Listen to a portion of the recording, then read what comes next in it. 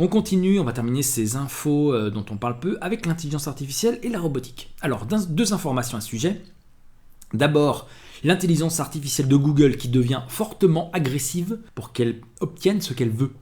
DeepMind, la filière britannique de Google, spécialisée dans l'intelligence artificielle, a partagé les résultats d'une étude sur la psychologie des machines. Les développeurs ont examiné le comportement de deux intelligences artificielles en les faisant jouer à des jeux vidéo et en notant la conduite adoptée, affrontement ou collaboration. Ils ont observé qu'elles devenaient fortement agressives en situation de compétition. Lors d'une première expérience, deux IA devaient s'affronter pour ramasser le plus de pommes virtuelles possible. Tant qu'il y en avait assez, celles-ci jouaient fair play, mais quand les pommes sont devenues rares, elles ont décidé d'opter pour des stratégies agressives et de paralyser temporairement leur opposant avec un laser. Sans l'intervention des rayons laser, les deux protagonistes auraient collecté le même nombre de pommes, ce qui implique que l'agressivité leur donnait un avantage qu'elles n'ont pas manqué d'exploiter pour remporter la victoire. Dans les jeux suivants, les deux IA étaient des loups et devaient capturer des proies. Cette fois-ci, la coopération était encouragée. Les deux loups étaient récompensés pour toute capture, indépendamment de l'auteur de cette dernière.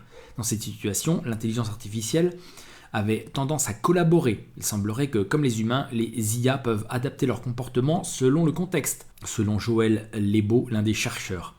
Selon lui, donc, il explique que ce modèle montre que certains aspects du comportement de type humain semblent émerger comme une conséquence de l'environnement et de l'apprentissage.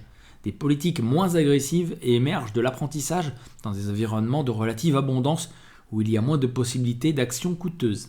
Ces résultats montrent clairement que les chercheurs devront être prudents lors de la conception des robots de demain et s'assurer que les IA sont récompensées quand elles font passer les intérêts humains avant les leurs.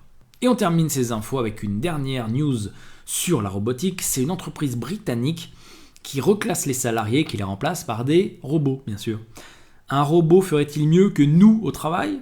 Alors il faudra envisager un reclassement dès maintenant. C'est en substance l'annonce que s'apprête à faire Aviva, l'une des compagnies d'assurance les plus importantes au Royaume-Uni.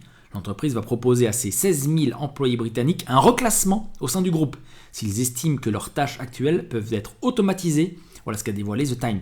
Selon le quotidien, cette proposition serait une première mondiale. Les postes les plus touchés seraient notamment les centres d'appel. Les métiers de l'assurance sont listés parmi les plus facilement robotisables, d'après une étude de l'université d'Oxford, réalisée en 2013. Ce secteur aurait un risque d'automatisation à hauteur de 98%.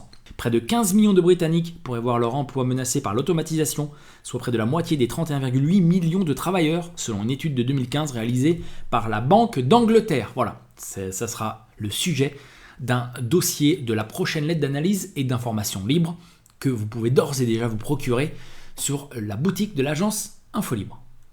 Voilà, c'est terminé pour ce numéro des infos dont on parle peu. Je remercie tous pour votre attention. Je remercie bien évidemment tous ceux qui envoient des informations tout le long de la semaine. Je remercie bien sûr les abonnés de l'agence Infolibre.